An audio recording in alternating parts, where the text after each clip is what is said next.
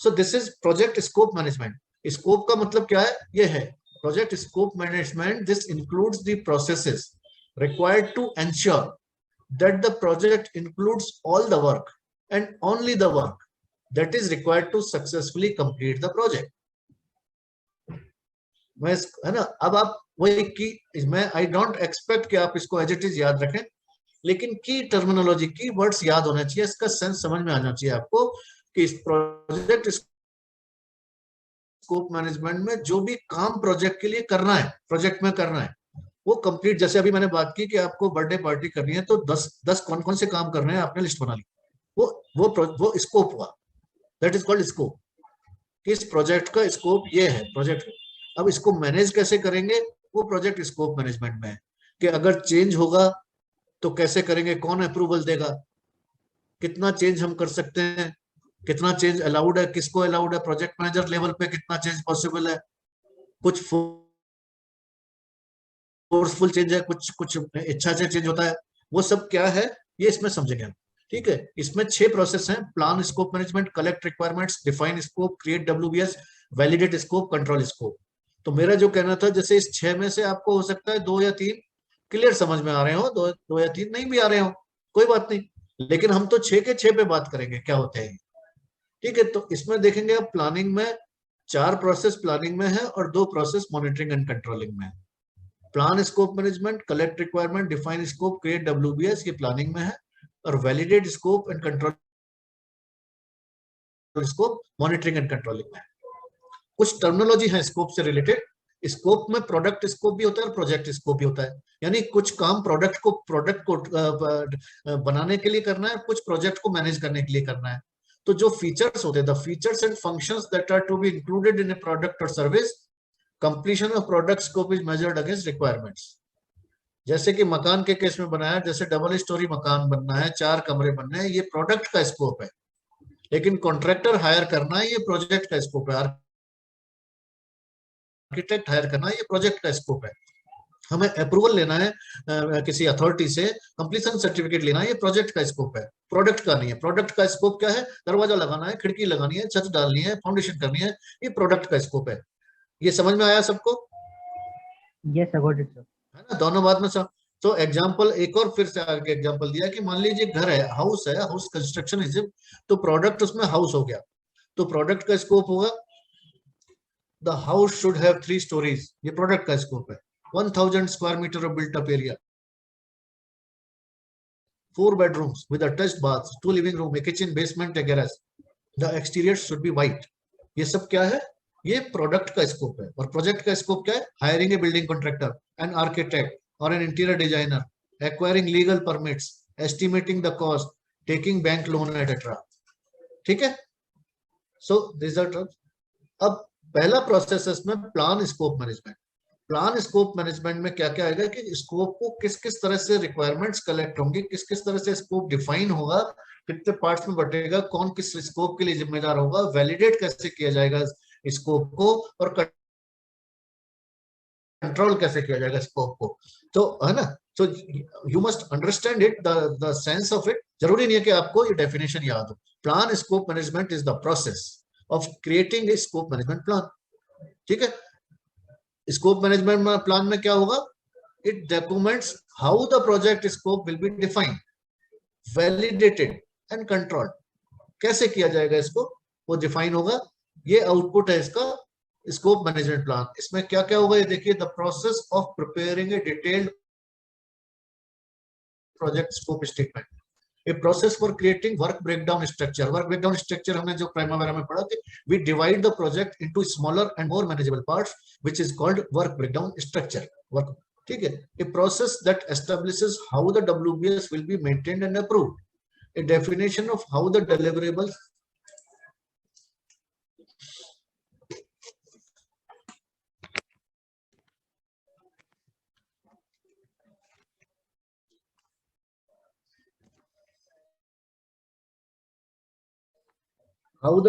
will be verified for accuracy and the process used for accepting deliverables.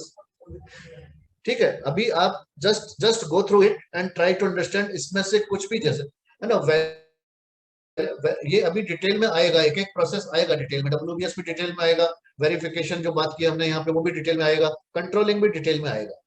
यहाँ ये समझने की बात है कि ये सब पहले प्लान किया जाता है कि how the verified validation will be done, how controlling will be done, how WBS will be done, ये सब पहले लिखा हुआ होगा स्कोप मैनेजमेंट प्लान। सेकंड है रिक्वायरमेंट्स। रिक्वायरमेंट्स क्या है? Requirements are needs and expectations of stakeholders. Stakeholders मैंने पहले बात की थी आपकी, स्टेक होल्डर्स कौन होते हैं।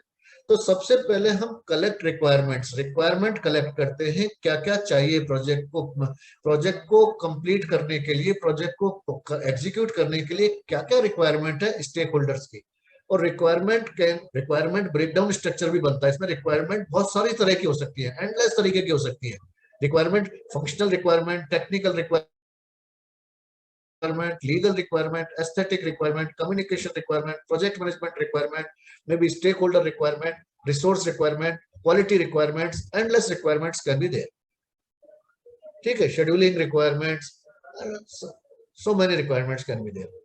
So you have to find out depending upon your project, आपका प्रोजेक्ट कितना कैसा है, कितना बड़ा है, कितना क्रिटिकल है, उसके बेसिस पे आप रिक्वायरमेंट्स को कलेक्ट करेंगे। और कलेक्ट रिक्वायरमेंट के अलग अलग तरीके होते हैं, देखिए अलग अलग तरीके होते हैं। मान लीजिए आपको एक एक्सपेंस, जैसे कोई हॉस्पिटल बन रहा है, तो हॉस्पिटल में पहली रिक्वायरमेंट क्लाइंट की, डॉक्टर की हो गई कि भाई मुझे 500 बेड का हॉस्पिटल बनाना है, इतने आईसीयूज है, इतने ऑपरेशन थिएटर है, इतने ये है वो है, बेसिक दे दी। अब कोई ना कोई कंसल्टेंट होगा जो रिक्वायरमेंट कलेक्ट करेगा उससे कि आप क्या चाहते हैं, आपके what is your requirement, what is your communication requirement, what is your fund requirement, what is, तो वो सब जो है रिक्वायरमेंट में आ जाता है। तो as a consultant, as a project manager, you should be good at collecting the requirement. इसका आउटपुट होगा requirement documentation and requirement traceability matrix. ये सब, इन पे आपको बहुत ज्यादा डीप में जाने की जरूरत नहीं है, बहुत ही केवल समझने की कि भाई ये रिक्वायरमेंट कलेक्ट की जाती है और एक लिस्ट बनाई जाएगी, long list will be there, long document will be there requirements का, है ना, and that should be there. तो ये this you should remember, requirement documentation है, रिक्वायरमेंट ट्रेसेबिलिटी मैट्रिक्स है ना। रिक्वायरमेंट ट्रेसेबिलिटी मैट्रिक्स में कोई रिक्वायरमेंट को ट्रेस करना हो कि क्या ये कंप्लीट हो गई है या क्या ये पूरी हो गई है, जैसे वो चेकलिस्ट टाइप होती है वैसे होती है, ठीक है ना। इतना से समझना काफी है आपके लिए।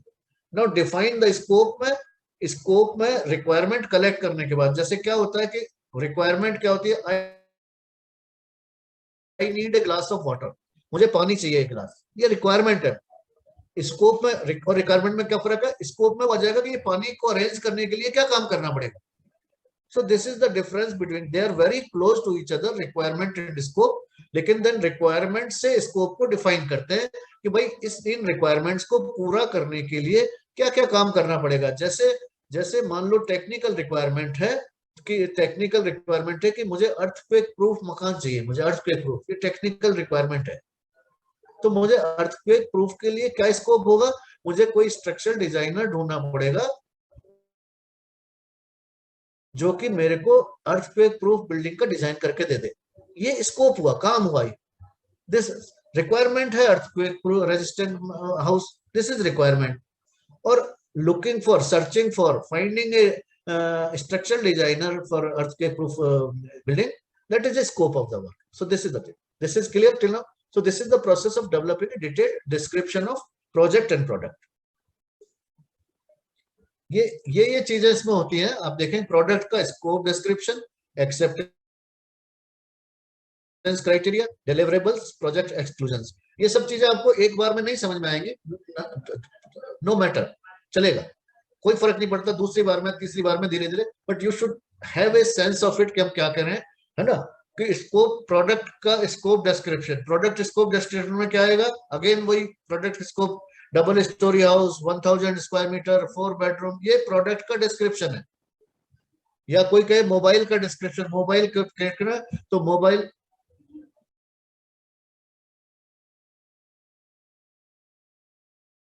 ठीक है, तो प्रोडक्ट डिस्क्रिप्शन, एक्सेप्टेंस क्राइटेरिया, ये सब इसमें आ जाएगा। अब इसके बाद हम चलते हैं क्रिएट डब्ल्यूबीएस, सब dividing the project deliverables and project work into smaller and more manageable components. तो वर्क ब्रेकडाउन स्ट्रक्चर बोलते हैं इसको। WBS is the hierarchical decomposition of the total scope the work. इसको हम एग्जांपल ले सकते हैं, जैसे एक बुक है, एक फिजिक्स की बुक है ना, या एक बुक है, तो टाइटल हो गया फिजिक्स, तो ये हो गया प्रोजेक्ट। अब इसके बाद इंडेक्स में जाएंगे, चैप्टर 1, चैप्टर 2, चैप्टर 3, चैप्टर 4, ये हो गया आपका सब पहला second level of WBS। Third level पे जाएंगे आप, उसमें देखेंगे इंडेक्स में हर चैप्टर में कुछ पॉइंट्स होंगे, है ना, 1.1, 1.2, 1.3, 1.4, 2.1, 2.3, हर चैप्टर के कुछ सब चैप्टर्स होंगे, सब सब्जेक्ट्स होंगे। ठीक है, अब आप देखेंगे कोई टॉपिक 1.1.2 तक जा रहा है, कोई किसी लेवल तक जा रहा है, कोई किसी लेवल तक। इसी तरह से प्रोजेक्ट को ब्रेक करते हैं, पूरे प्रोजेक्ट को ब्रेक करते हैं, second level, third level, fourth level, like that we break the project into smaller parts, that is called work breakdown structure.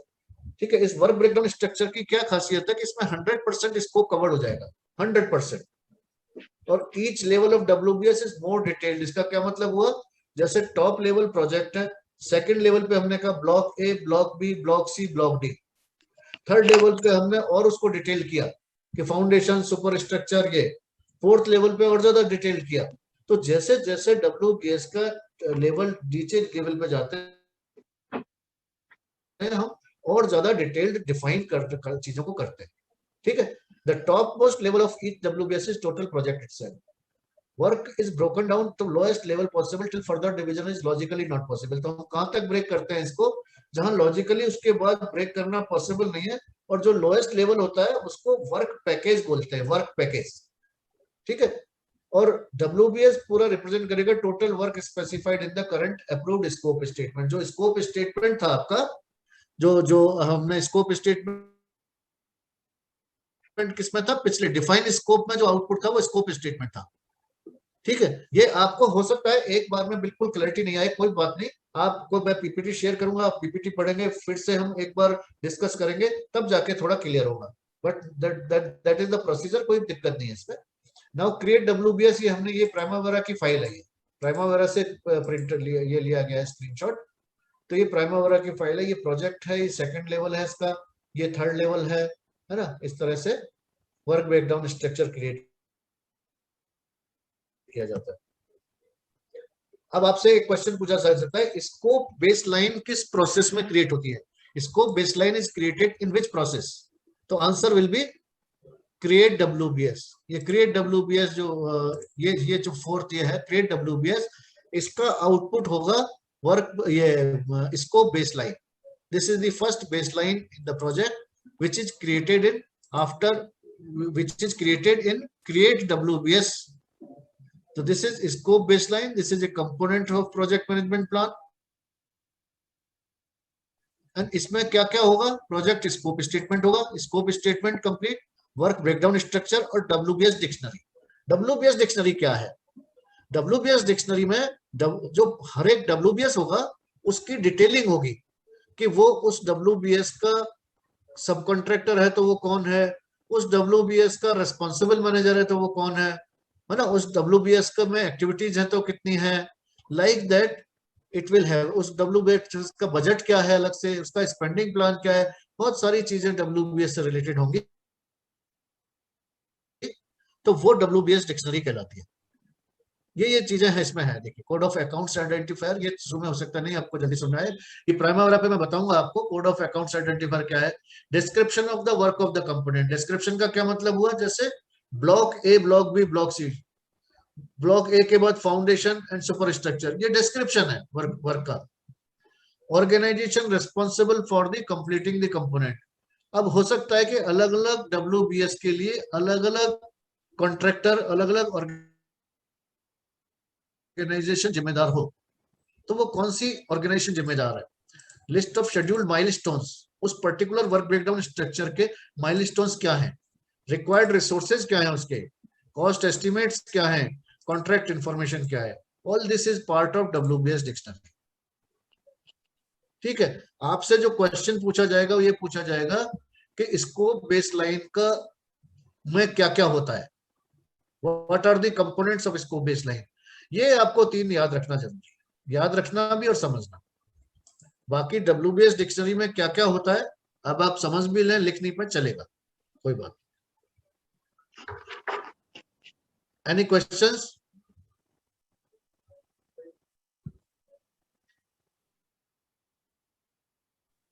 No, sir.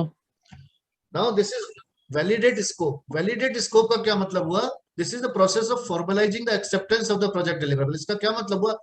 मतलब फॉर्मल एक्सेप्टेंस जो है प्रोजेक्ट डिलीवरेबल का, कौन करेगा बताइए? It is the process of formalizing the acceptance of the project deliverable। इसका क्या मतलब हुआ? जैसे आपको कोई प्रोडक्ट बनाने को आप जो मकान है ना, वो उसको फॉर्मली एक्सेप्ट करवाना है, किससे कराओगे आप? Customer. हाँ जी, क्या बोला? अभी किसकी आवाज थी? वो राइट था, आंसर राइट है। क्या बोला?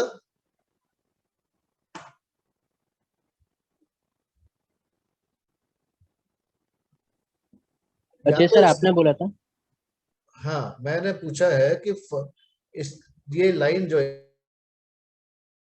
It is the validate scope को क्या बोलेंगे?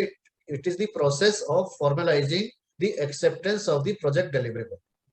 यानी फॉर्मल एक्सेप्टेंस कि हाँ जी मैं इसको एक्सेप्ट करता हूँ, ये प्रोडक्ट ये जो पार्ट है, ये प्रोडक्ट का जो पार्ट है ना। यानी आपका मकान बन रहा है और आपने देखा कि ये जो है साइज ऑफ डोर जो है ये एक्सेप्टेड है मेरे को, या जो डोर फ्रेम है ये जो है ना, ये आपने लकड़ी यूज की है, ये एक्सेप्टेड है मेरे को, ये जो दरवाजा अच्छा लग रहा है मेरे को, एक्सेप्टेड। तो ये कस्टमर इसको एक्सेप्ट करेगा। ये पहला प्रोसेस है जिसमें कस्टमर पिक्चर में आता है। कस्टमर सेज कि okay let me check it. तो ये क्वालिटी चेक नहीं कर रहा है, ये स्पेसिफिकेशन फीचर्स चेक कर रहा है कि भाई ये मुझे पसंद आ रहा है या नहीं। कई बार कस्टमर क्वालिटी अच्छी होने के बावजूद कहेगा कि नहीं यार मुझे ये नहीं चाहिए, आप प्लीज चेंज कर दो इसको।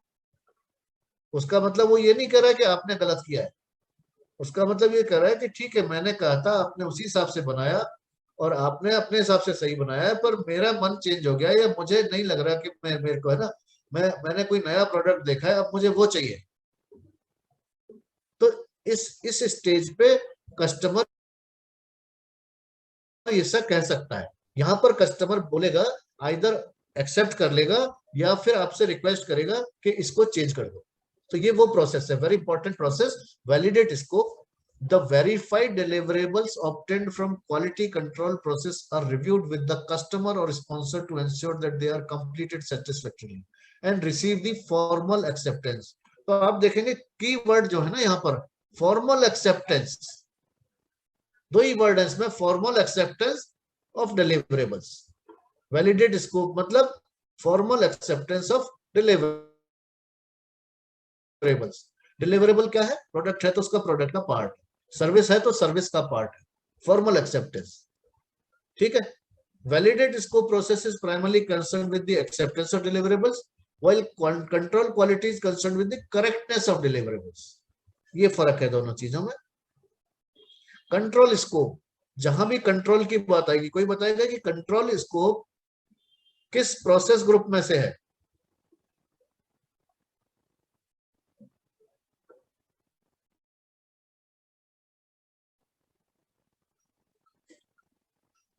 Anyone please? In which Controlling and process? monitoring. Sir, controlling monitoring and वाले से। कंट्रोलिंग, ठीक है ना। तो मॉनिटरिंग एंड कंट्रोलिंग में होगा ये। तो this is the process of monitoring the status of the project and product scope and managing changes to the scope baseline. यानी जो हमने बात की थी बर्थडे पार्टी की, 10 आइटम आपने नोट किए थे, उसके बाद अगर चेंज करना है उसमें, तो how to manage the change. जो चेंज आएगा उसको मैनेज करना होगा, उसको कहते हैं कंट्रोल स्कोप। जब आप देखेंगे कि ये 10 में से, मान लीजिए मैंने सोचा था 30 गेस्ट बुलाऊंगा, लेकिन फिर 40 लिस्ट बढ़ गई, 10 और आ गए, 10 और हो गए, तो मुझे नंबर ऑफ प्लेट्स भी रिवाइज करनी पड़ेगी, उसको बोलना पड़ेगा। हो सकता है मुझे हॉल भी, जो जगह मैंने सोची थी वो भी चेंज करनी पड़े, वो ऑलरेडी 30 के लिए ही कम थी, जैसे तैसे अपन ने सोचा काम चला, लेकिन 40 तो उसमें आ ही नहीं सकते। तो और हो सकता है कि we need to change the hall, जो हमने हॉल बुक किया था वो भी चेंज करना पड़े। सो this is called control scope. Is it clear? फिर हम उसको बेसलाइन को चेंज कर देंगे, दूसरे 10 की जगह 11-12 हो सकता है, वेन्यू चेंज हो जाए, हो सकता है, और कुछ मेन्यू चेंज हो जाए, क्या क्या चेंज हो सकता है। So this is about. तो ये कंट्रोल स्कोप हम कैसे करेंगे, इसमें perform integrated change control process से करेंगे। जब भी स्कोप में चेंज की बात होगी तो हम ये भी देखेंगे कि शेड्यूल में क्या चेंज होगा और कॉस्ट में क्या चेंज होगा। तीनों में चेंज एक साथ अप्रूव कराएंगे हम, तीनों में एक साथ। यानी जैसे अभी बात हुई 30 की जगह 40 लोग हो गए, तो हो सकता है शेड्यूल, मतलब शेड्यूल भी डिस्टर्ब हो, जगह भी डिस्टर्ब हो, वेन्यू भी डिस्टर्ब हो, और कॉस्ट भी ज्यादा एक्स्ट्रा चाहिए। तो ये पूरा का पूरा सिस्टम जो है, पूरा का पूरा सिस्टम डिस्टर्ब होगा, पूरा 3 baselines will be disturbed, and we will go through perform integrated change control process so that changes can be made in all 3 baselines, scope baseline, schedule baseline और cost baseline में changes किए जा सके। ठीक है। एक टर्म है scope creep. Scope creep किसको कहते हैं? ये बड़ी नेगेटिव टर्म है प्रोजेक्ट मैनेजमेंट के लिए। अगर किसी भी प्रोजेक्ट में बहुत सारे चेंजेस हम करते चले जाएं और पता चला जो ओरिजिनली सोचा था वो तो बना ही नहीं, कुछ और ही हो गया project, that is called scope creep. तो ये बहुत ही नेगेटिव टर्म है प्रोजेक्ट मैनेजमेंट के हिसाब से, and we should take care that हमारा प्रोजेक्ट स्कोप क्रीप का शिकार ना हो जाए, स्कोप क्रीप का शिकार ना हो जाए। So this is an uncontrolled expansion of the scope.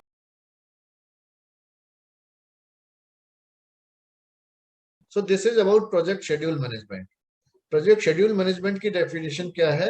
The PMBOK states that project schedule management is the knowledge area that includes the processes required to accomplish timely completion of the project। ठीक है। अब इसमें की terms क्या है कि भाई हमें ये श्योर करना है, ऐसे कुछ प्रोसेसेस हैं जिससे हम श्योर कर सके कि ये टाइमली कंप्लीट हो जाएगा प्रोजेक्ट। ठीक है, यहां तक तो कोई बात ही है नहीं। The PMBOK states that project schedule management is the knowledge area. ठीक है, इसको छोड़ दो यहां तक। includes the processes required to accomplish timely completion of the project। This is a simple definition कि भाई ये जो नॉलेज एरिया है प्रोजेक्ट शेड्यूल मैनेजमेंट, ये वो नॉलेज एरिया है जिसमें वो प्रोसेसेस हैं जिससे कि टाइमली कंप्लीट कैसे होगा प्रोजेक्ट, वो बताता है बस। तो इसमें कौन कौन से प्रोसेसेस है, कोई पढ़ेगा एक जना?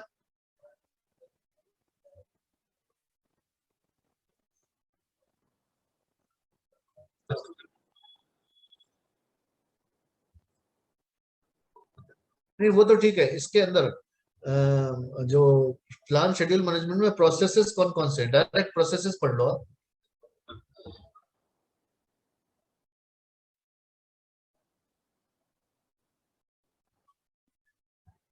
And control schedule, and control schedule भी है ना।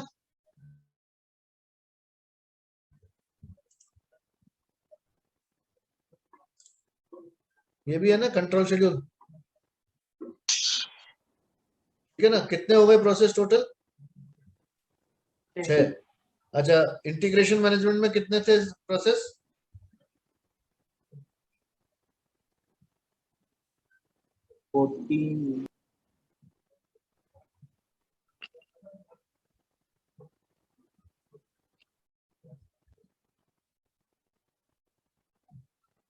हाँ, नहीं मालूम, याद नहीं है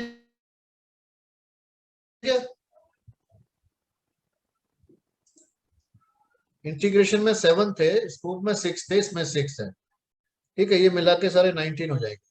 तो प्लान शेड्यूल मैनेजमेंट में अगर अगेन इसका आउटपुट होगा शेड्यूल मैनेजमेंट प्लान, और इसमें पॉलिसीज, प्रोसीजर्स, डॉक्यूमेंटेशन की हम कैसे शेड्यूल को मैनेज करेंगे वो सब इसमें लिखा हुआ होगा कि कैसे प्लान करेंगे, कैसे डेवलप करेंगे उसको, कैसे मैनेज करेंगे, कैसे उसको कंट्रोल करेंगे शेड्यूल को। All this will be written in this. तो शेड्यूल मैनेजमेंट प्लान में ये सब होगा। ये क्या बोल रहा है? Project schedule management plan is a component of project management plan. इसका क्या मतलब हुआ, कोई बताएगा?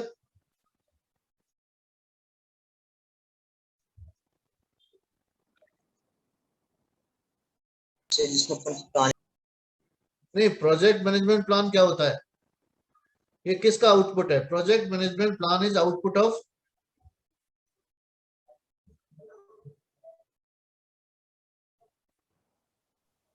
देखो आपको मैं एक चीज बता दूं कि ये ये इंटरकनेक्टेड चल रहा है सब कुछ। तो आपको जो कल पढ़ाई की थी उसको कनेक्ट करना पड़ेगा इससे। सब प्रोजेक्ट चार्टर। नहीं नहीं नहीं, सेकंड वाला देखो, डेवलप प्रोजेक्ट चार्टर था, इसके बाद था develop project management plan. Develop project management plan का आउटपुट क्या था? Project management plan. तो आपको ये याद रखना पड़ेगा पूरे टाइम कि प्रोजेक्ट मैनेजमेंट प्लान एक डॉक्यूमेंट है। Every project should have A project management plan, जिसमें कि 9 सब्सिडरी प्लान होंगे और 3 बेसलाइंस होंगी। अब बताइए, schedule management plan is a component of project management plan, इसका क्या मतलब हुआ?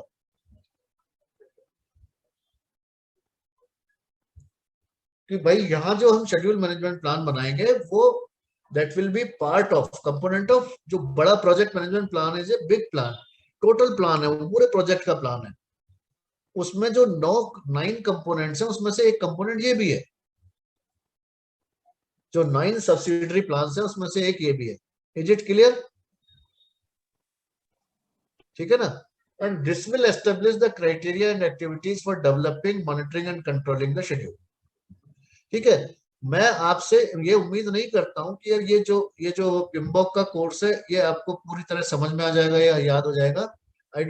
लेकिन इतना सा समझ लें ताकि हमको शेड्यूलिंग प्राइमरी पर शेड्यूलिंग करने में आसानी हो, इसलिए उतना सा पढ़ना जरूरी है इसको, है ना? इसलिए मैं बहुत ज्यादा टाइम इस पे नहीं दे रहा हूँ, है ना? शुरू में हम थोड़ा फास्ट इस पे चलेंगे, आप पढ़िए इसको, फिर पूछिए कुछ।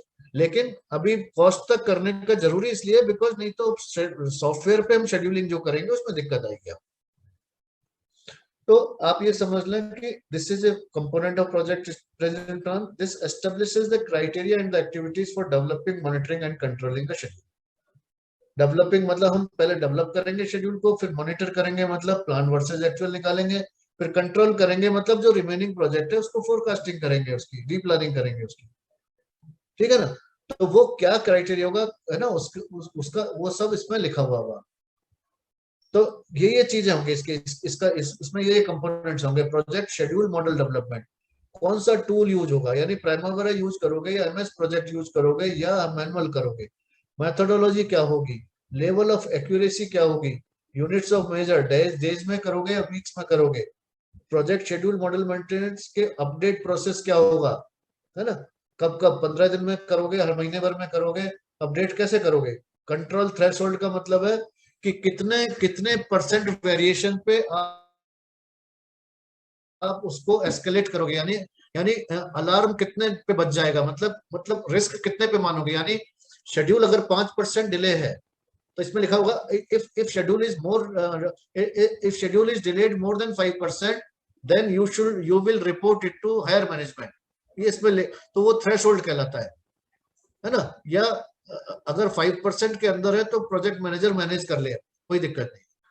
फिर rules for performance measurement, for performance को मेजर करने के अलग अलग तरीके हैं। अर्न वैल्यू मेथड है, schedule performance index, schedule variance, ये सब मेथड है, ये सब लिखा हुआ होगा इसमें। और रिपोर्टिंग फॉर्मेट्स होंगे, ये सब चीजें हैं इसमें शेड्यूल मैनेजमेंट प्लान में। ठीक है। डिफाइन एक्टिविटीज, अब ये हमने प्राइमरी में ऑलरेडी किया हुआ है। डिफाइन एक्टिविटीज हमने ABCD J तक जो एक्टिविटीज डिफाइन की थी वो this is called define activities. अभी हमने बात की थी जब प्रोजेक्ट की, ये बर्थडे प्रोजेक्ट है आपका, आपने बर्थडे प्रोजेक्ट को पहले आपने स्मॉलर पार्ट्स में तोड़ा, उनको वर्क ब्रेकडाउन स्ट्रक्चर बोलेंगे, और वर्क ब्रेकडाउन स्ट्रक्चर को फिर फर्दर तोड़ते हैं हम छोटे पार्ट्स में, उनको एक्टिविटीज बोलते हैं। ठीक है ना? तो एक्टिविटीज इसको तोड़ने के बाद क्या मिलेगा हमें? एक तो एक्टिविटी लिस्ट मिलेगी, एक्टिविटी एट्रीब्यूट्स मिलेंगे और माइलस्टोन मिलेंगे। एक्टिविटी लिस्ट एवरीबॉडी नोज कि हमने activity list, milestone significant events हैं, और एक्टिविटी एट्रीब्यूट क्या है? कोई भी इंफॉर्मेशन जो एक्टिविटी आईडी या नाम के अलावा जो भी कुछ होती है, जैसे ड्यूरेशन, फ्लोट कितना है, start date, finish date, early start, ये जितनी भी टर्मिनोलॉजी, ये एक्टिविटी एट्रीब्यूट्स कहते हैं इसको। किसी भी एक्टिविटी के, एक्टिविटी ए है मान लो, एक्टिविटी का नाम ए है, इस ए के एट्रीब्यूट्स क्या हो सकते हैं? इसका प्रीडिसेसर क्या है, इसका सक्सेसर क्या है, इसका फ्लोट क्या है, इसकी रिलेशनशिप क्या है बी के साथ, इसका इसका ड्यूरेशन क्या है, ओरिजिनल ड्यूरेशन क्या है, एक्चुअल ड्यूरेशन क्या है, इसमें रिसोर्स कौन से, ये सब सारी इंफॉर्मेशन एक्टिविटी एट्रीब्यूट कहलाती है। ठीक है, ये सब डिफाइन किया है इसमें, यही एक्टिविटी एट्रीब्यूट बताया है इसमें क्या क्या होता है, और ये माइलस्टोन का बताया। इसके बाद एक बार हमने लिस्ट बना ली एक्टिविटीज की और इसकी, तो हम सीक्वेंस करते हैं। सीक्वेंस कैसे करते हैं? पीडीएम मेथड से करते हैं, प्रेसिडेंस डायग्रामिंग मेथड। हम डिफाइन करते हैं एक्टिविटीज कुछ इंडिपेंडेंट होती है और कुछ एक दूसरे पे डिपेंड होती है, तो उनको एक दूसरे से कनेक्ट करते हैं, लॉजिकल नेटवर्क क्रिएट करते हैं, जिसको कहते हैं सीक्वेंस एक्टिविटीज। इसका आउटपुट होगा ये आउटपुट होगा network diagrams. Network diagram create होंगे जो हमने ऑलरेडी किए भी हैं, हम इसको थ्योरेटिकली रिपीट कर रहे हैं इसको। After activity list are created, they need to be logically sequenced to identify the optimal duration of the project, ये हमने निकाला हुआ है। identify the critical path, ये निकाला हुआ है हमने। plan resources and material for the project, ये अभी नहीं किया है, ये हम बाद में करेंगे प्राइमवेरा पे, जब हम एक बार टाइमलाइन पक्का कर लेंगे फिर रिसोर्सेज डालेंगे। ठीक है, अब सीक्वेंसिंग कैसे कैसे कर सकते हैं? मैनुअली कर सकते हैं, सॉफ्टवेयर से कर सकते हैं एमएस प्रोजेक्ट के प्राइमवेरा से, या एक ब्लेंडेड अप्रोच। ब्लेंडेड अप्रोच का मतलब हुआ कुछ पार्ट मैनुअली कर लिया और कुछ पार्ट हमने सॉफ्टवेयर से कर लिया। तो सीक्वेंस एक्टिविटीज में project network diagrams are the most convenient representations of project activity sequencing, जो हमने ऑलरेडी किया है, जिसमें पता चल जाता है कि कौन सी एक्टिविटी किससे जुड़ी हुई है। एरो डायग्राम जो है ना, process of identifying and documenting relationships among project activities and defines the logical sequencing. यहाँ पे देखेंगे आप, this is precedence diagramming method. This is a technique. This is used for constructing a schedule model in which activities are represented by nodes and are graphically linked by one or more logical relationships to show the sequence in which the activities are to be performed. ठीक है, इसको आगे detail में explain किया है। ये है precedence diagramming method. ये है, ये सबको समझ में आ गया क्या precedence diagramming method?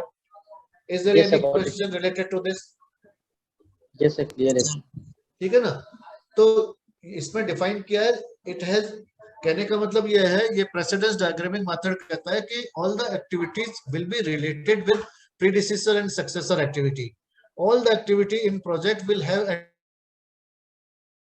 at least one predecessor and one successor except the first activity and last activity. First activity will have no predecessor and last activity will have no successor. ठीक है, तो ये प्रेसिडेंस डायग्रामिंग मेथड कहता है। PDM is also called activity on node, यानी ये node है, इसके ऊपर एक्टिविटी लिखते हैं। दूसरा तरीका होता है एक्टिविटी ऑन एरो, वो हम डिस्कस नहीं करेंगे, वील गेट कंफ्यूज, वो नहीं करेंगे, वो पहले चलता था मेथड, आजकल हम यूज नहीं करते इसको। उसमें एक्टिविटी को एरो पे लिखा जाता है, हम एक्टिविटी को नोड पे लिख रहे हैं, ए बी सी डी ये लिख रहे हैं। ठीक है, इससे एरो से पता चल रहा है कि किस किस का किससे क्या रिलेशन है, किस एक्टिविटी का। ठीक है, अब आइए relationship types. Four types of relation हमने पहले कवर किया है, finish to start, start to start, finish to finish, start to finish. ये ए है, ये बी है। अगर ये एरो इस तरह से कनेक्टेड है, this is called finish to start, यानी start of B will depend upon the finish of A. Start of B will depend, start of the successor will depend on the finish of the predecessor. Task B cannot start until task A finishes. This is most common, 90% 95% case में हम FS use करेंगे। किसी भी software में by default finish to start ही होता है, by default. अगर उसके अलावा कोई चाहिए हमें तो टाइप करना पड़ेगा या चेंज करना पड़ेगा इसको, चाहे MS प्रोजेक्ट हो चाहे प्राइमवेरा हो। Finish to start is the most common activity. 90% से ज्यादा activities are connected with this finish to start. Start to start में task B cannot start until task A starts. Start to start relationship है। Finish to finish ये task B cannot finish until task A finishes. And start to finish task B cannot finish. ये least common है और construction में या अपने field में अपन we never use this activity. This is a theoretical kind of activity, है ना, इस पे हम ध्यान देंगे भी नहीं। We will focus on first three activities. ठीक है, this is just to make it complete. We have given this fourth activity, fourth relationship. We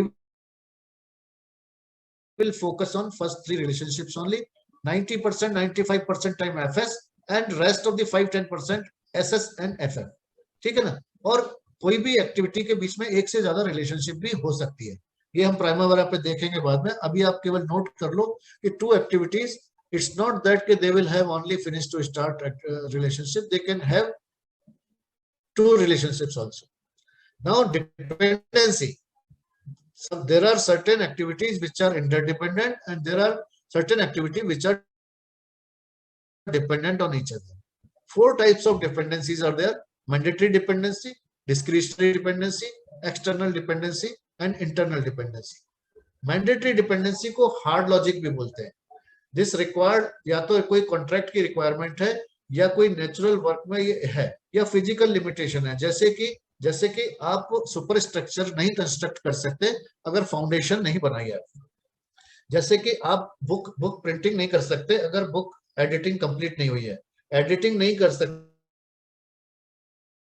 अगर आपने राइटिंग कंप्लीट नहीं की है. Like that there is physical limitation, mandatory dependency हो गई. इसके बाद डिस्क्रिशनरी डिपेंडेंसी है. ये इसमें इसको प्रेफरेंशियल लॉजिक भी कहते हैं, प्रीफर्ड लॉजिक भी कहते हैं, सॉफ्ट लॉजिक भी कहते हैं. इसमें बेस्ट प्रैक्टिसेस के हिसाब से प्रोजेक्ट मैनेजर डिसाइड करता है कि मैं किस तरह से इनको डिपेंडेंट कराऊं, किसको पहले रखूं या किसको बाद में रखूं.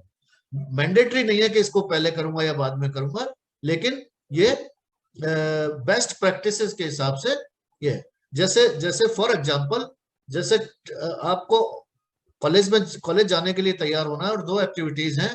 You have to take bath and you have to take breakfast. Now they are not interdependent, लेकिन डिस्क्रिशनरी डिपेंडेंसी ये है. ये जो बेस्ट प्रैक्टिस ये कहती है भाई पहले नहा लो फिर ब्रेकफास्ट करना. So you will relate them कि I will take breakfast after I take my bath. So like that this is called discretionary dependency. Otherwise आप पहले ब्रेकफास्ट करके नहा भी सकते हो, that is not a problem. ठीक है. External dependency are determined by project management team during activity sequencing process. External dependency जो प्रोजेक्ट से बाहर की डिपेंडेंसी है, प्रोजेक्ट एक्टिविटी और नॉन प्रोजेक्ट एक्टिविटीज पे जो डिपेंड करती है वो डिपेंडेंसी. जैसे कि आप तैयार हो गए और आप मान लीजिए you are waiting for the cab और कैब की कुछ प्रॉब्लम है, ट्रैफिक की कोई प्रॉब्लम है, तो that is called external dependency. Environmental problem है ना, ये दीज आर एक्सटर्नल डिपेंडेंसीज. और इंटरनल डिपेंडेंसी है जो project activity to project activity depend करती है. ठीक है. So this is again one more example of precedence diagramming method. हमने ये डिस्कस भी किया है और प्राइमरी पे हमने किया भी है. इसमें activities are represented by boxes. Arrows show the relationship between the activities. Now we apply leads and lags. ये भी हमने किया है. लीड टाइम क्या है? The overlap between tasks that have a dependency. जैसे कि फिनिश टू स्टार्ट रिलेशनशिप है, लेकिन हमने जो प्रीडिसेसर एक्टिविटी आधी खत्म हो गई तभी हमने सक्सेसर को शुरू कर दिया. तो लीड टाइम को हम एज ए नेगेटिव देते हैं, लैग टाइम को पॉजिटिव देते हैं. प्राइमरी पे ऑलरेडी हम कर चुके हैं इसको fs+2 या fs-2. fs+2 का मतलब हुआ finish to start with 2 days lag. fs-2 का मतलब हुआ finish to start with 2 days lead time. ये आप आगे डायग्राम में, आगे इसका डायग्राम में, हाँ ठीक है. और इसका आउटपुट क्या होगा? इसका सीक्वेंस एक्टिविटीज का प्रोजेक्ट शेड्यूल नेटवर्क डायग्राम्स मिलेंगे हमें. ये कोई फाइनल शेड्यूल नहीं है, लेकिन देयर आर. अब आप यहां पर देखेंगे ये SS+10 है. What is this? This is SS start to start +10, यानी I will start 10 days after A has started. FS+15 यानी J will start 15 days after I has finished. ये सब इसका मतलब आपको समझ में आना चाहिए. So this is called project schedule network diagrams. हमको मिलेंगे इससे आउटपुट में as output. Now comes estimate activity durations. So this is a process of estimating the number of work periods needed to complete individual activities with estimated resources. तो हमने पहले भी बात की थी कि ड्यूरेशन, किसी भी एक्टिविटी का ड्यूरेशन किस पे डिपेंड करेगा कि उसमें कितने एफर्ट्स हैं और उन एफर्ट्स को करने के लिए क्या रिसोर्सेज रिक्वायर्ड है. ठीक है ना. अगर आपने कोई काम करने के लिए किसी काम में 8 man days चाहिए, अगर आपने 4 आदमी लगा दिए तो 2 दिन में हो जाएगा, 2 आदमी लगाए तो 4 दिन में होगा. तो हमें रिसोर्सेज अवेलेबिलिटी के हिसाब से हर एक्टिविटी का ड्यूरेशन हमें कैलकुलेट करना होता है. इसके एस्टिमेट कैलकुलेशन के लिए देयर आर डिफरेंट टेक्निक्स. तो एनालॉगस एस्टिमेटिंग है, पैरामेट्रिक एस्टिमेटिंग है, 3 पॉइंट एस्टिमेटिंग है, पर्ट एस्टिमेटिंग है, ठीक है। तो हम पहले सबसे पहले देखें एनालॉगस एस्टिमेटिंग। एनालॉगस एस्टिमेटिंग क्या होती है? This is based on historical information. जैसे कि आपको अगर एस्टिमेट करना है यार मेरा मकान कितने दिन में बनेगा, तो आपके दोस्त ने मकान बनाया था, उससे पूछेंगे आप यार तुम्हारा मकान कितने दिन में बना था, बोले यार 1.25 साल लगे थे, ठीक है मेरा भी 1.25 साल में बन जाएगा। This is called analogous estimating. या फिर आपने पहले कोई सिमिलर प्रोजेक्ट किया था, वो उसमें कितने पैसे है ना, कितना ड्यूरेशन आया था, उस हिसाब से ड्यूरेशन निकाल लिया आप। सो दिस इज लेस एक्यूरेट, क्योंकि हर प्रोजेक्ट अपने आप में यूनिक है, हर प्रोजेक्ट में अलग अलग तरह की प्रॉब्लम हो सकती है। इस तरह से प्रोजेक्ट का शेड्यूल कैलकुलेट नहीं किया जा सकता। लेकिन अगर आप नए हैं और आपके पास और कोई तरीका नहीं है कैलकुलेट करने का ड्यूरेशन, तो ये फास्ट मेथड है। तुरंत आपने देख लिया कि ऑलरेडी दूसरे प्रोजेक्ट्स पे इस तरह से एस्टिमेटिंग की हुई है ड्यूरेशन की, और उसको यूज कर लिया आपने, तो सबसे आसान है। मतलब it is very easy but less accurate. Parametric estimates में पैरामीटर्स के ऊपर होता है ये, कि जैसे किसी का मान लीजिए कोई काम था, आपका डबल स्टोरी था 6 महीने में बना, मेरा ट्रिपल स्टोरी है तो 9 महीने में बनेगा या 11 महीने में बनेगा, like that this becomes more accurate. तो अगर आपका मान लीजिए 4000 स्क्वायर फीट था, मेरा 8000 स्क्वायर फीट है, तो maybe it will take more time. तो वो सब इससे निकाल, this is called parametric estimate. 3 point में ये होता है, आपने 3 अलग अलग सोर्सेस से पूछा कि भाई आप बताइए 10 स्टोरी बिल्डिंग बनाने में कितना टाइम लगता है। किसी एक से पूछा, उसने कहा 18 महीने, दूसरे से पूछा 15 महीने, किसी तीसरे ने कहा 24 महीने। तो आपने एवरेज निकाल के सोच लिया कि चलो इतना टाइम लगता होगा। This is called 3 point estimate, कि अलग अलग डेटा आपने कैलकुलेट करके एवरेज निकाल दिया। इसी में एक होता है पर्ट एस्टिमेट। 3 पॉइंट एस्टिमेट का ही पार्ट है पर्ट एस्टिमेट। पर्ट एस्टिमेट में क्या करते हैं, 3 चीजें, optimistic, most likely and pessimistic estimate. Optimistic, most likely and pessimistic. यानी कि अगर आपने पूछा किसी से 10 स्टोरी बिल्डिंग बनाने में कितना टाइम लगता है, किसी ने कहा 15 महीने, 18 महीने, 24 महीने, तो 15 month is most optimistic, and 24 months is pessimistic, and most likely is 18 months. तो ये 3 फिगर्स हम इसमें देखते हैं, और एवरेज इसमें इस फॉर्मूला है, पर्ट का फॉर्मूला है, PERT formula is P + 4M + O / 6। Standard deviation का ये है। तो इसमें एक्सपेक्टेड ड्यूरेशन निकलता है P + 4M + O से, यानी जो जो मिडिल वाली वैल्यू है उसको 4 टाइम्स वेटेज देते हैं। So this is how we calculate the duration according to PERT. तो इससे क्या मिलेगा हमें, जो हमने एक्टिविटी लिस्ट बनाई थी उसमें हर एक्टिविटी का ड्यूरेशन पता चल जाएगा हमें। A will take 5 days, B will take 4 days, C will take 9 days. This we will calculate, we will be able to calculate, और उसको हम सॉफ्टवेयर में डाल देंगे। इसके बाद आता है डेवलप शेड्यूल। अब आपने देखा कि ड्यूरेशन आपने कैलकुलेट कर लिया, रिलेशनशिप आपने दे दी, अब आप शेड्यूल करेंगे तो आपको पता चल जाएगा क्रिटिकल पाथ क्या है और पूरे प्रोजेक्ट का ड्यूरेशन क्या है। अब आप में से कोई बताइए कि अगर आप ये शेड्यूल को, जो नेटवर्क डायग्राम बना के शेड्यूल लेके गए, आपने दिखाया अपने हायर मैनेजमेंट को, तो क्या पहली बार में वो शेड्यूल को एक्सेप्ट कर लेंगे आपसे? Please let us.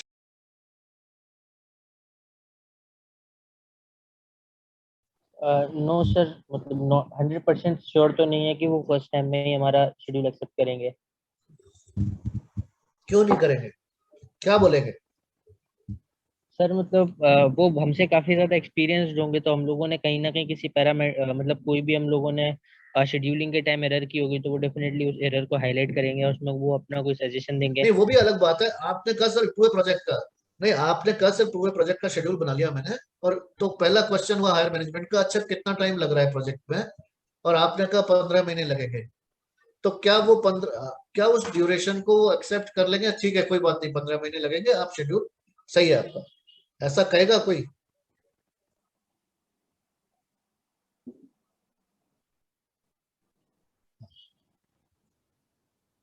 यस। तो नॉर्मली क्या होता है, हम क्यों, अच्छा कभी ऐसा तो नहीं होगा कि 15 ही क्यों करें, 18 महीने कर लो इसको, नॉर्मली कम करने को कहेंगे। क्यों कहेंगे कि नॉर्मली जो आप पहली बार में बनाओगे वो ज्यादा बनाओगे, आप कंटिजेंसी लोगे, ज्यादा ड्यूरेशन लोगे, क्यों लोगे? इसको कहते हैं student syndrome. There are two factors, Parkinson law and student syndrome. स्टूडेंट सिंड्रोम क्या होता है? अगर अगर है ना, ये स्टूडेंट सिंड्रोम का मतलब ये नहीं है कि केवल स्टूडेंट्स में होता है ये, लेकिन नाम इसका स्टूडेंट सिंड्रोम है, स्टूडेंट्स में ज्यादा होता है। अगर एक प्रोफेसर ने स्टूडेंट से पूछा कि भाई मैं एक असाइनमेंट देना चाहता हूं आपको, ये असाइनमेंट है और 2 दिन का टाइम देना चाहता हूँ, ठीक है आपके लिए, तो आप लोग क्या कहते हैं? नॉर्मली स्टूडेंट्स क्या कहते हैं, कितना टाइम मांगते हैं?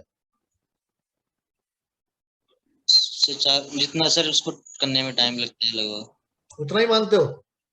नहीं, उससे ज्यादा भी मांगते हैं फर्स्टली से। Normally this is called student सिंड्रोम। क्या होता है? सबसे पहले जैसे ही कहा भाई ये 2 दिन में, हम जानते हैं 2 दिन में होता है, लेकिन हम कहते हैं सर 7 दिन का रहे, एक वीक का, नेक्स्ट मंडे ले लेना सर इसको, ऐसा ही कहते हैं, है ना? Yes sir. फिर क्या क्या हम उसको 7 दिन में, मान लीजिए 7 घंटे लगने हैं उस असाइनमेंट में, तो क्या हम 1-1 घंटे रोज देते हैं उसको? नहीं सर। क्या करते हैं? एक रात पहले दिन पहले क्या का करते हैं? सर वो तो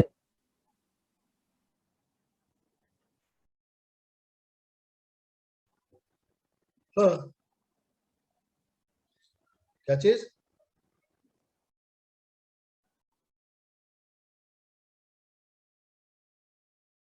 हाँ,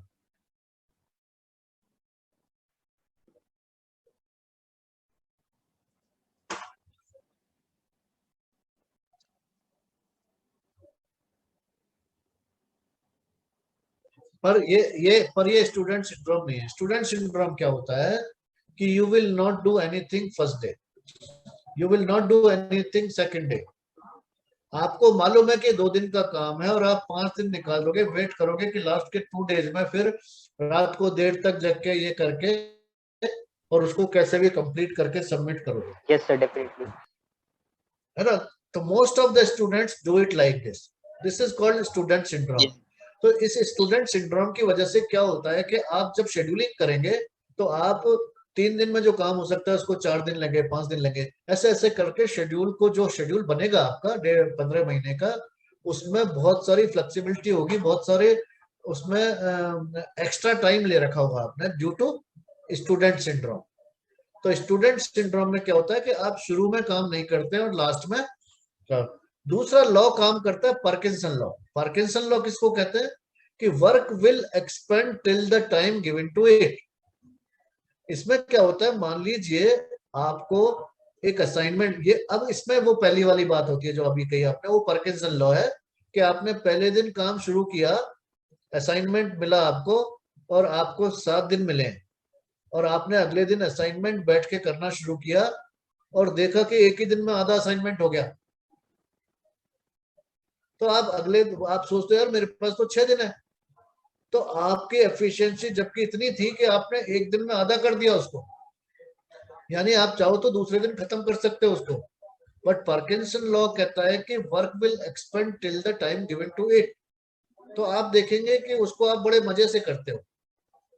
आप अगले दिन, जो पहले दिन आपने एफिशिएंसी की, उसके बाद अगले दिन जब काम करोगे तो बीच में व्हाट्सएप भी देख लोगे, फेसबुक भी देख लोगे, कॉल भी कर लोगे किसी को, सारे काम कर लोगे, पता चला आपका 10% ही काम हुआ, 15% ही काम हुआ अगले दिन। पहले दिन 50%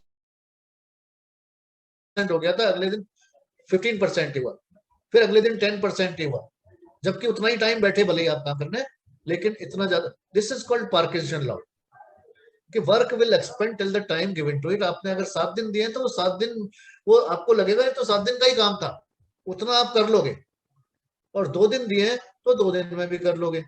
दिस इज पार्किंसन लॉ। और स्टूडेंट सिंड्रोम है कि भाई स्टूडेंट, आपने जो भी टाइम दिया है वो एक्स्ट्रा टाइम को हम पहले कंज्यूम करते हैं, बाद में काम करते हैं। जबकि प्रोजेक्ट मैनेजमेंट के हिसाब से क्या करना चाहिए आपको? एज सुन एज पॉसिबल, है ना, एज बेस्ट एज पॉसिबल। तो उसके हिसाब से आपको दोनों केस में 2 दिन में काम को खत्म कर लेना चाहिए और शेड्यूल रिवाइज कर। इवन अगर आपको 4 दिन मिले तो अभी 2 दिन करेक्ट कर दो, उसको करेक्शन कर दो, ठीक है ना? तो अब ये डेवलप शेड्यूल में होता है, ये काम कहाँ होता है? जो अभी हमने प्रोसेस देखा कि आपने एक शेड्यूल बनाया, 15 महीने का आया, आप हायर मैनेजमेंट के पास पास लेके गए और उन्होंने आपका शेड्यूल हाथ में उठा के यूं फेंक दिया कि लो take it back, we don't have 15 months, we have only 10 months, at the most 11 months I can give you, 4 महीने कम करके लाओ इसको। तो आप क्या करोगे, इस टेक्निक को कहते हैं शेड्यूल कंप्रेशन। आप उस शेड्यूल को कंप्रेस करोगे। कंप्रेस करने के क्या क्या क्या तरीके हो सकते हैं, कैसे कंप्रेस करोगे आप शेड्यूल को, कम कैसे करोगे बताइए। सर जहाँ जहाँ हम लोगों को लग रहा है कि जहाँ हम टाइम बचा सकते हैं वहाँ हम डेफिनेटली टाइम को कट कर देंगे। क्या सर जहाँ भी हमें लग रहा है हमें टाइम बचा क्या सकते करेंगे, हैं सर कैसे जहाँ भी कैसे हम बचाएंगे ना, मतलब देखो अभी आपने शेड्यूलिंग की है, ये की है सॉफ्टवेयर से, तो इसमें वो वाली मिस्टेक तो है नहीं, है ना। तो इसमें क्या है, दो मेथड्स है इसके शेड्यूल कंप्रेशन के, नेटवर्क क्रैशिंग एंड ये है फास्ट ट्रैकिंग। कौन कौन से हैं, network sharing and fast tracking. Network crashing and fast tracking, कौन कौन से हैं। नेटवर्क ट्रैकिंग, सर नाम क्लियर बता दीजिए एक बार। Network tracking, crashing network crashing and second one is and fast tracking. Okay sir. ठीक है, तो नेटवर्क क्रैशिंग का क्या मतलब हुआ कि आप क्रिटिकल एक्टिविटीज को ज्यादा रिसोर्सेज ऐड करके उनके ड्यूरेशन को कम कर दोगे और इससे ओवरऑल शेड्यूल कम है ना, और ओवरऑल प्रोजेक्ट शेड्यूल और प्रोजेक्ट ड्यूरेशन कम हो जाएगा। और फास्ट ट्रैकिंग में क्या करोगे, जो एक्टिविटीज आपने सीक्वेंस में ले रखी थी उनको आप थोड़ा पैरेलल कर दोगे। कैसे करोगे, लीड दे देके, लीड दे देके। समझ में आया बात।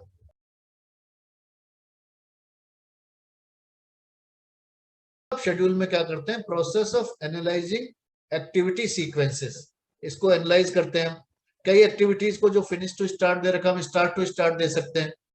ये कब पता चलेगा, जब एनालाइज करेंगे हम सीक्वेंस को। ड्यूरेशंस को कम कर सकते हैं। रिसोर्स रिक्वायरमेंट को क्या कर सकते हैं अपन, रिसोर्स रिक्वायरमेंट अगर हमने जो ले रखी है उससे है ना, रिसोर्स बढ़ाकर हम उसको रिसोर्स ऐड करके ड्यूरेशन को कम कर सकते हैं।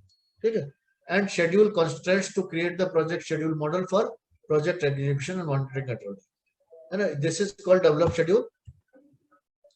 इसके लिए शेड्यूल नेटवर्क एनालिसिस करते हैं, है ना। पूरे शेड्यूल के नेटवर्क को देखेंगे तभी तो then only we will find out कि कहां पर हमने जो है ड्यूरेशन को कम कर सकते हैं, कहां पर हम ओवरलैपिंग कर सकते हैं। All this we will find out by schedule network analysis. फिर क्रिटिकल पाथ मेथड देखेंगे। क्रिटिकल पाथ मेथड से क्या होगा, वी विल फाइंड आउट कि कहां कहां पर फ्लेक्सिबिलिटी है शेड्यूल में।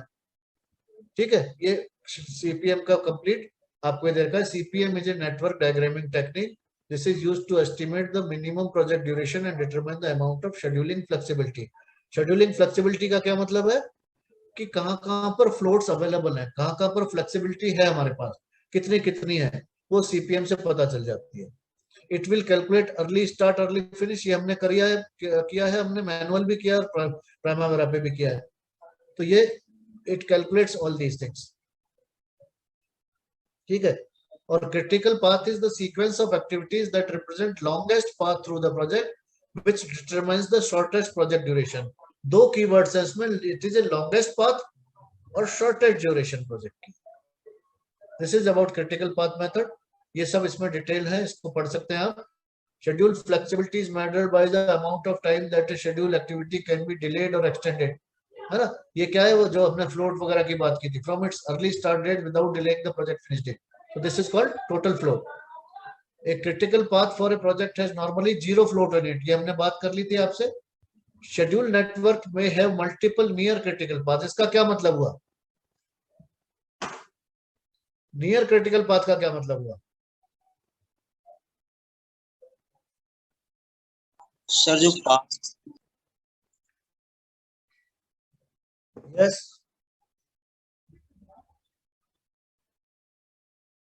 हाँ बोलिए।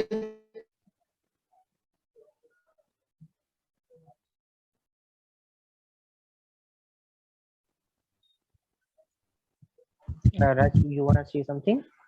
कोई बता रहा है भाई, near critical path क्या होता है।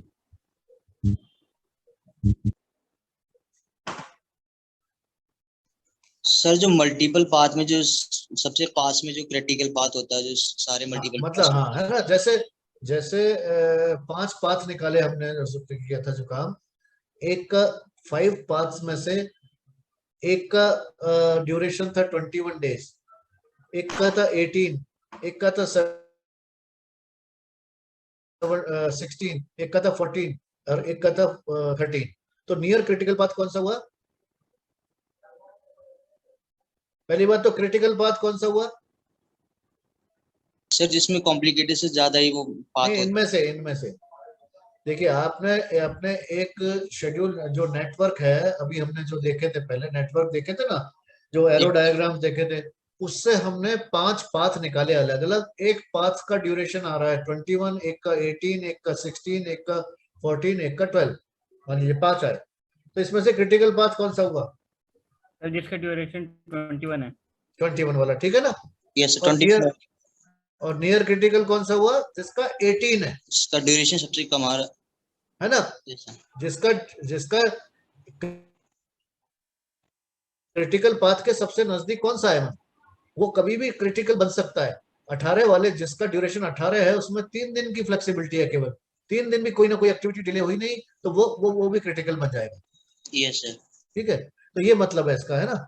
अब आ गया ये, there can be more than one critical path if the length of two paths, two more paths are the same. तो अगर मैंने ये 5 पाथ में मैं बोलता हूँ 2 पाथ 21 के हैं और एक पाथ 18 और एक 16 और 14 का है, तो 2 क्रिटिकल पाथ भी हो सकते हैं, 3 भी हो सकते हैं, है ना। उससे क्या पता चलता है? जितने ज्यादा क्रिटिकल पाथ होंगे उससे पता चलता है कि उतना ही रिस्की है प्रोजेक्ट, कॉम्प्लिकेटेड। कॉम्प्लिकेटेड है ना। ठीक है। यस। अब free float is the amount of time and activity can be delayed without delaying the early start date of any succeeding activity, हमने बात कर ली। फ्लोट को स्लैक भी कहते हैं। अगर एमएस प्रोजेक्ट सॉफ्टवेयर करोगे आप तो उसमें फ्लोट नहीं लिखा, उसमें स्लैक लिखा है, तो ये स्लैक भी कहलाता है। कहीं पे आपको स्लैक पढ़ा लिखने को पढ़ने को मिले तो स्लैक का मतलब फ्लोट होता है। कोई कोई राइटर कोई कोई जगह पे ना प्राइमावेरा फ्लोट यूज करता है, पिम्बोक भी फ्लोट यूज करती है, लेकिन एमएस प्रोजेक्ट स्लैक यूज करता है। ठीक है ना। Critical path changes while tracking, tracking करते हैं तो क्रिटिकल पाथ चेंज होता है, क्योंकि कोई एक्टिविटी डिले हो गई अगर नॉन क्रिटिकल पाथ की, तो वो क्रिटिकल पाथ में बदल सकता है, और क्रिटिकल पाथ की कोई एक्टिविटी जल्दी कर दी आपने तो वो नॉन क्रिटिकल में आ सकता है। ठीक है,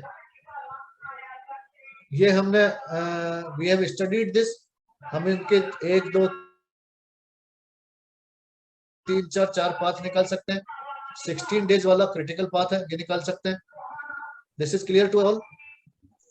यस। ये क्लियर है ना? ठीक है। यस हाँ, इसके आगे चलते हैं हम। ये इसको हम पढ़ चुके हैं, यस। है ना, ये यहीं से लिया गया था। अब है रिसोर्स। रिसोर्स ऑप्टिमाइजेशन टेक्निक्स हैं। ये हालांकि अभी एकदम नहीं समझ में आएगी आपको, रिसोर्स के बाद आएगी, पर फिर भी एक बार अभी डिस्कस कर लेते हैं, एक बार फिर बाद में भी करेंगे। रिसोर्स ऑप्टिमाइजेशन टेक्निक का क्या मतलब है? जैसे कोई क्रिटिकल रिसोर्स है ना, और तो हम जो हमने अलॉट कर रखा है वो रिसोर्स किसी नॉन क्रिटिकल एक्टिविटी को, तो हम कोशिश करें कि उसको क्रिटिकल एक्टिविटी को पहले दे दे ताकि वो है ना वो आ सके। तो इसमें दो ऑप्टिमाइजेशन में 2 चीजें हैं, resource smoothing and resource levelling.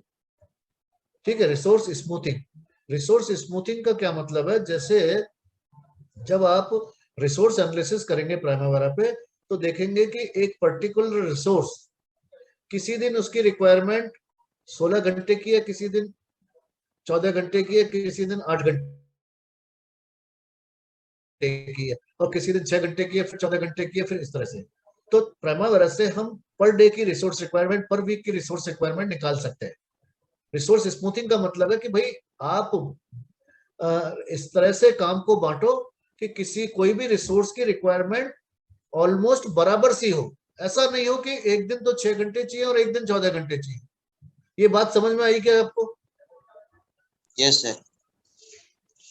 है ना। जबकि जबकि आप जब शेड्यूलिंग करोगे तो ये मिस्टेक हो सकती है। आप देखोगे जो प्राइमावेरा पे कि ये रिसोर्स रिक्वायरमेंट कभी एकदम ज्यादा हो रही है, कभी एकदम कम हो रही है। तो स्मूथिंग का मतलब है कि रिसोर्स रिक्वायरमेंट का यूनिफॉर्म, जितना ज्यादा जो है यूनिफॉर्म ला सके उसको उतना लाए। तो ये कह रहा है technique that adjust the activities of A schedule model such that the requirement of resources of the project do not exceed certain pre defined resource limits. Here critical path is not changed and the completion date may not be delayed। ठीक है ना, आगे शायद figure दिया हुआ, ये दिया है, मैं बताऊंगा अभी आपको। रिसोर्स लेवलिंग का क्या मतलब है? रिसोर्स लेवलिंग का मतलब है this is a technique in which start and finish dates are adjusted based on resource limited with the goal of balancing demand for। देखिए, दो मैंने पहले बात की आपसे कि दो there are two things in any software, defining a resource and assigning a resource। ठीक है, तो कई बार प्रोजेक्ट पे क्या होता है कि रिसोर्स रिक्वायरमेंट जो है रिसोर्स अवेलेबिलिटी से बढ़ जाती है। मैंने क्या बोला, इसका कोई मतलब बताएगा?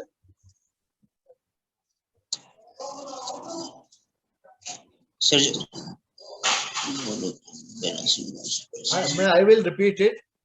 क्या होता है जब हम शेड्यूलिंग कर रहे हैं, शेड्यूलिंग करते करते किसी भी एक्टिविटी को कितनी रिसोर्स की रिक्वायरमेंट है हमने दे दी, फिर हम जब कैलकुलेट करते हैं तो पता चलता है, जैसे आप मान लीजिए एग्जाम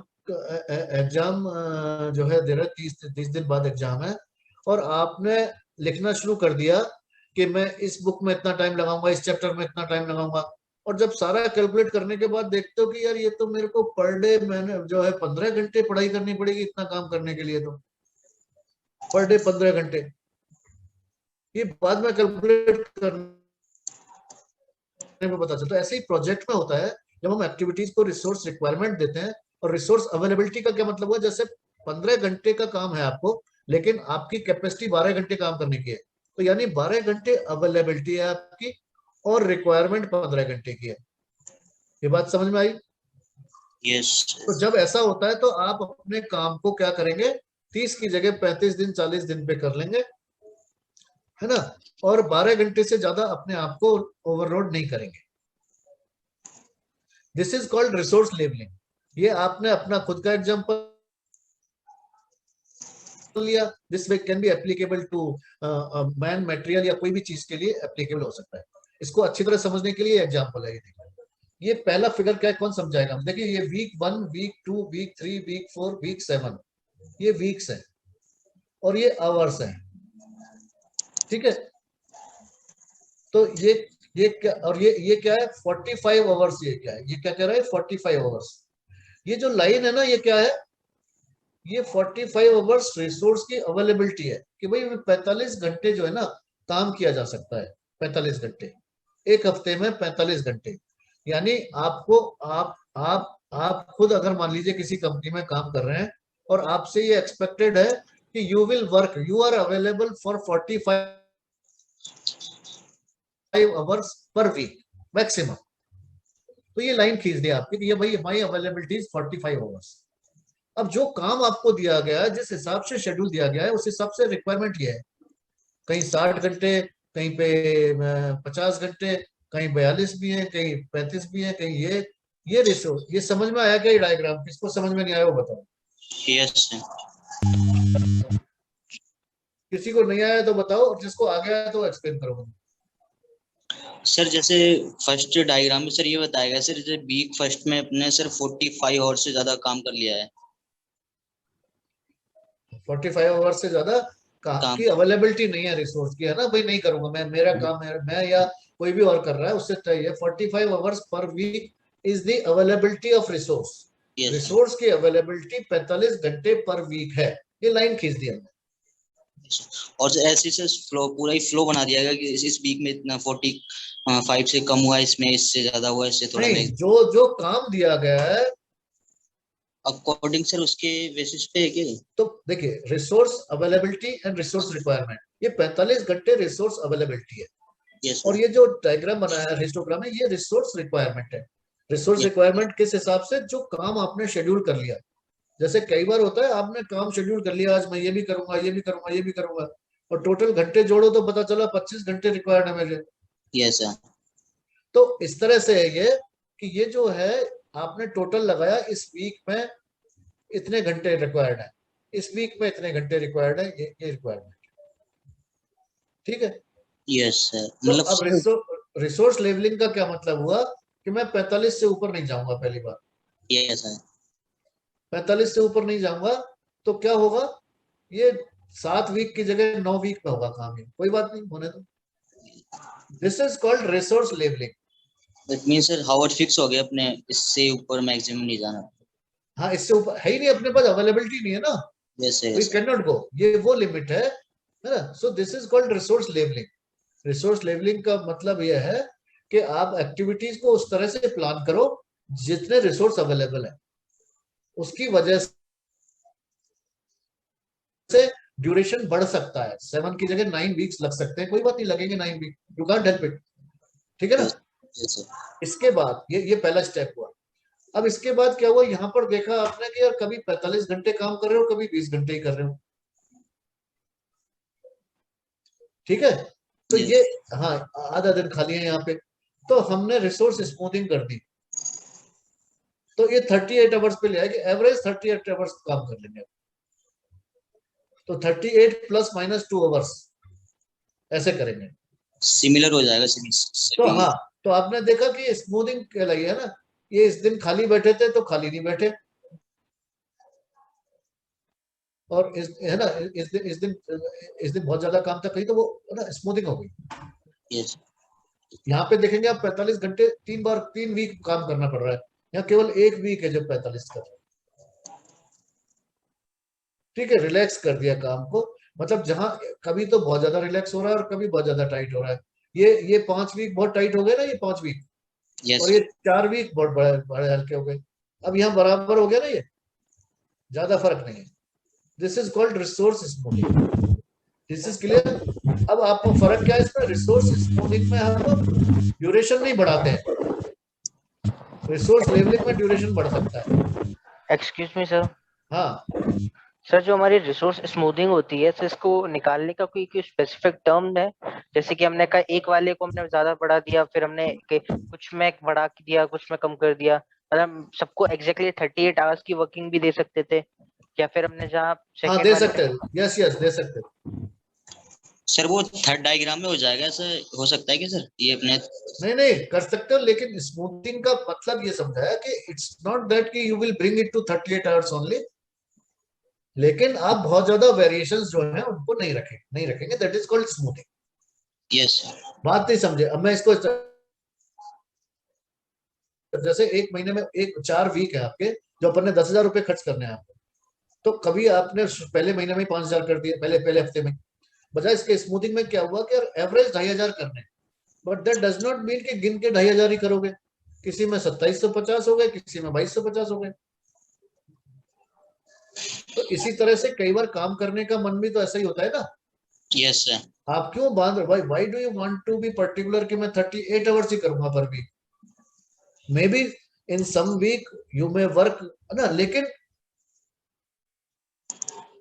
इतना ज्यादा फर्क नहीं, ठीक है।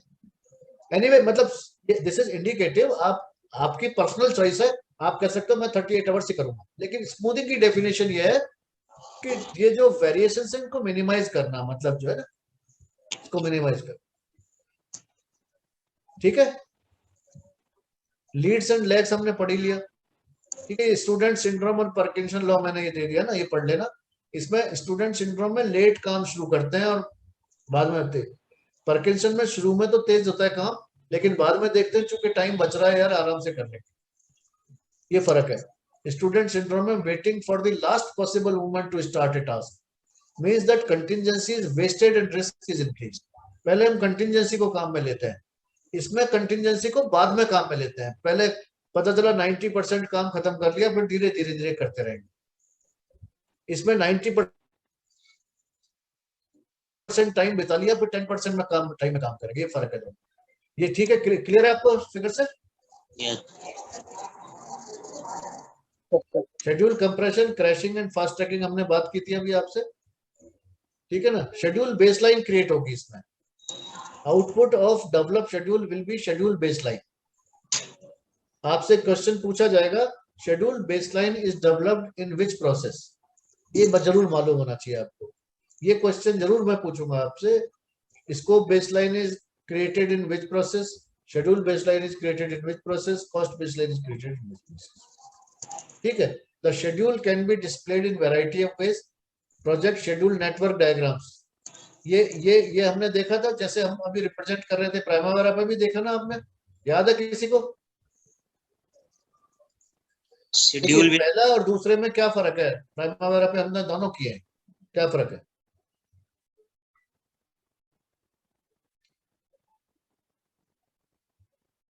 ये जो लास्ट एग्जांपल हमने लिया था ना भाई, जो बॉक्स बनाया था बॉक्स, यस सर, किया है वो sir. Schedule network diagram, yes sir.